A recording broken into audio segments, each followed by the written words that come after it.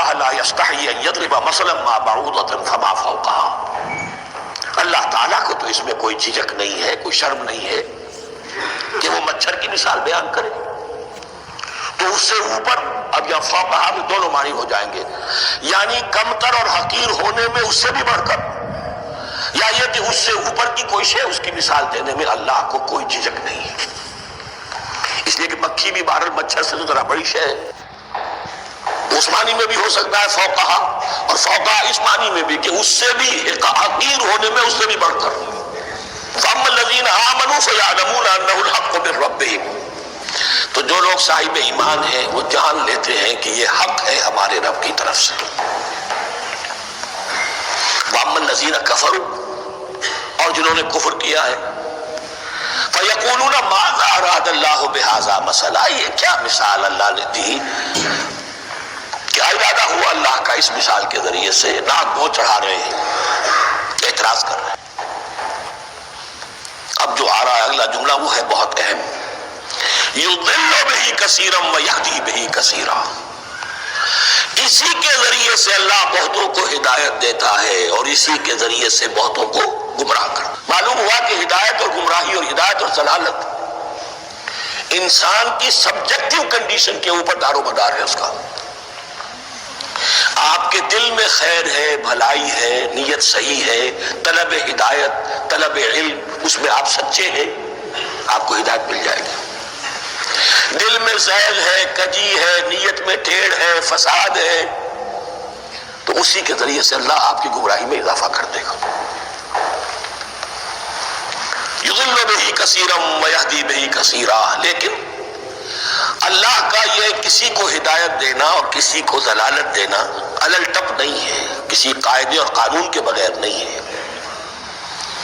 وما یضل بہ الا الفاسقین، نہیں گمراہ کرتا وہ اس کے ذریعے سے مگر صرف سرکش لوگوں کو، جن میں سرکشی ہے، تعلی ہے، تکبر ہے، اور ان کے اوصاف کیا ہیں؟ الذین ینقضون عہد اللہ من بعد میثاقہ، جو توڑ دیتے ہیں اللہ کے ساتھ کیے ہوئے عہد کو، اور سب سے بڑا عہد یہ سورہ اعراف میں چل کر آئے گا، عہد الست۔ عالم ارواح میں ہم عہد الست کر کے آئے، الست بربکم قالوا بلا، کیا میں ہی نہیں ہوں تمہارا رب؟ تمام ارواح نے میں بھی تھا، آپ بھی تھے، سب تھے، کل انسان، جتنے انسان دنیا میں آج تک آ چکے ہیں وہ بھی تھے، اور جو آنے ہیں ابھی قیامت تک وہ بھی تھے، لیکن تھے صرف ارواح کی شکل میں، جسم نہیں تھے۔ اور یہ میں آپ کو بتا چکا ہوں، مکمل وجود ہے انسان کا روحانی وجود، اولاً تخلیق اس کی ہوئی تھی، اسی سے آگے چل کر ایک بہت فلسفے کا بہت گہرا مضمون آ رہا ہے آگے چل کر، وہ جو عہد الست الست بربکم قالوا بلا، انہوں نے اس عہد کو توڑا، اللہ کو اپنا مالک اور خالق اور اپنا حاکم جاننے کی بجائے خود حاکم بن کر بیٹھ گئے۔ الیس لی ملک مصر، کیا مصر کی بادشاہی میری نہیں ہے؟ I am the sovereign, we are sovereign, popular sovereignty، بغاوت، سرکشی، فاسق۔